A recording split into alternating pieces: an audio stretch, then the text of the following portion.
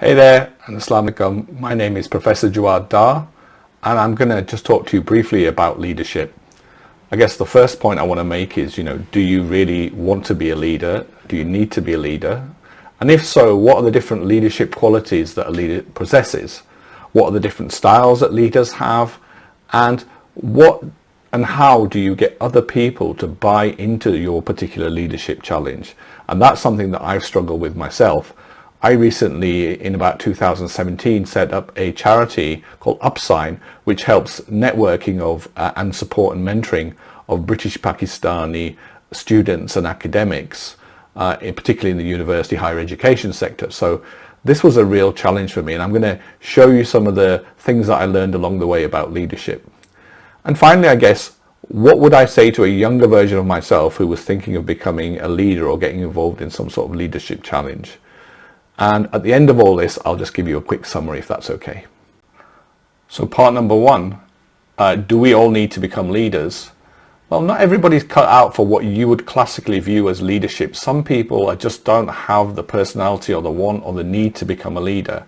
But what I can say is that each and every one of you can become a leader by leading by example. In other words, the way you conduct yourself, your integrity, your ethics, your honesty, the way you treat people, all of these things are actually signs of leadership and showing leadership.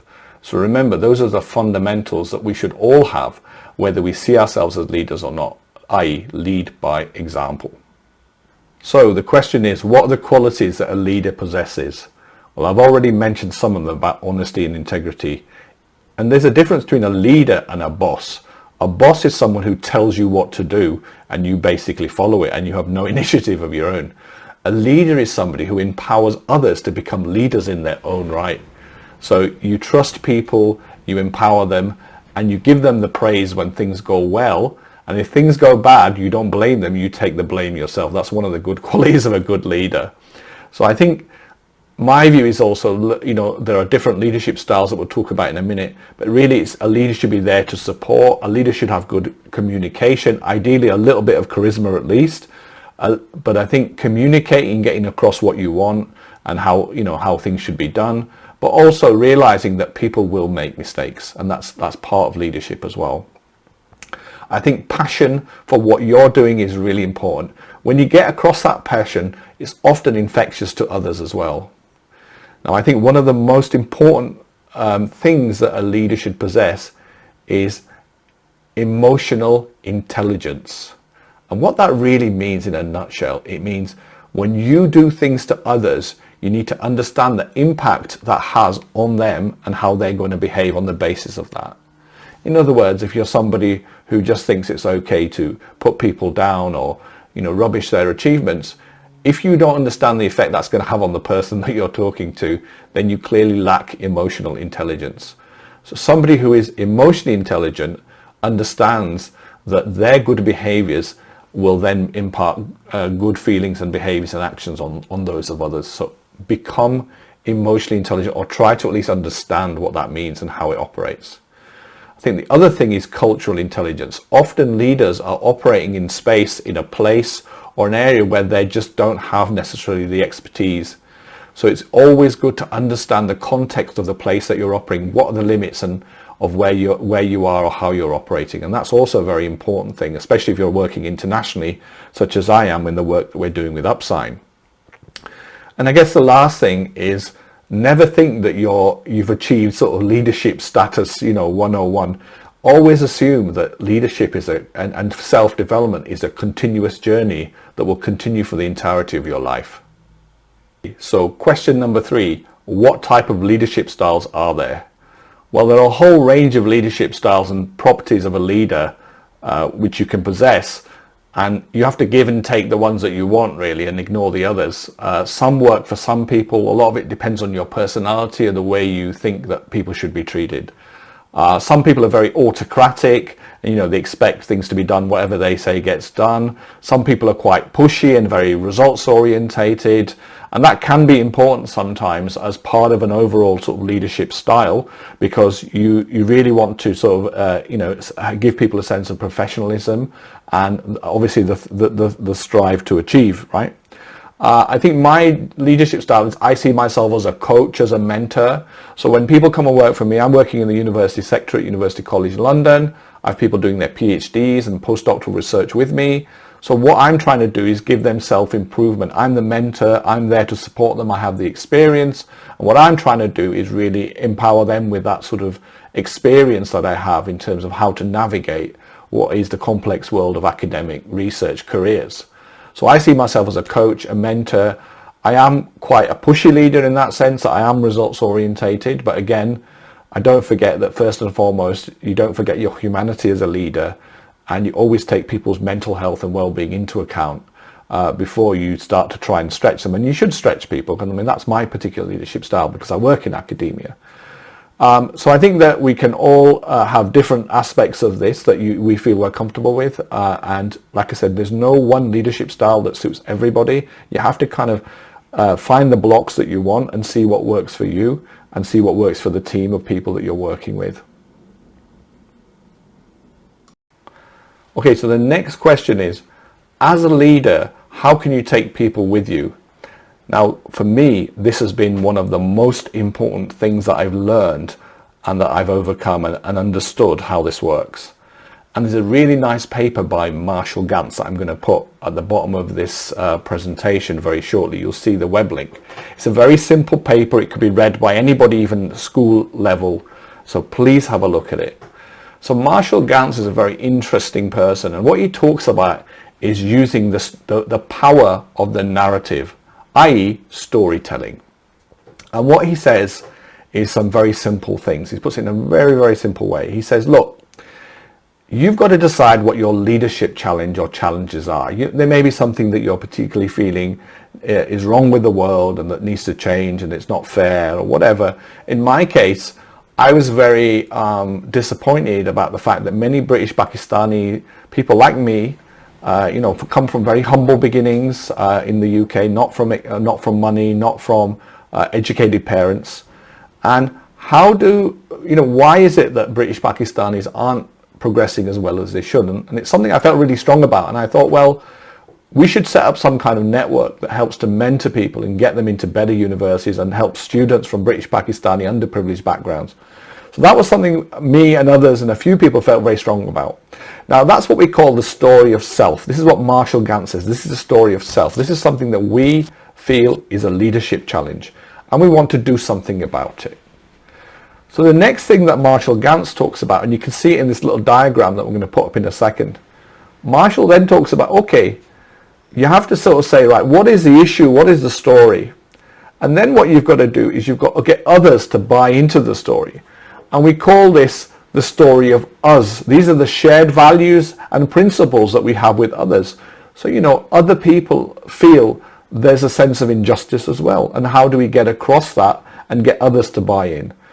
Okay, and then the final bit of the puzzle really is once you've got the story of self and the story of us and other people to share our common values that we want to impart to bring about some change in the world. What we then have to do is say, okay, so what are we going to do about it? What are we going to do next? How are we going to actually bring about this change? And that's called the call for action.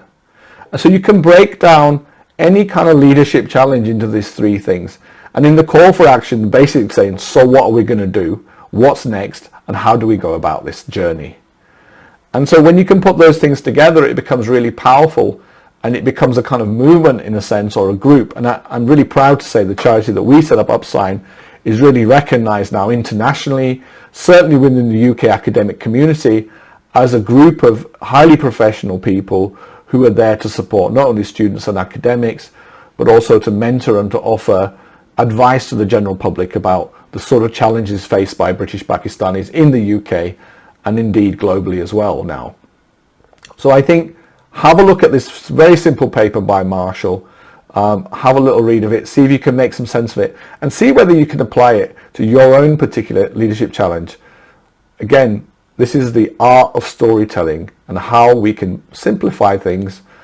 And remember, at the end of the day, the objective is to have some impact in the world and to do something useful, if that's your leadership challenge. In this case, it was. Okay, so number 5, what advice would I give to young leaders?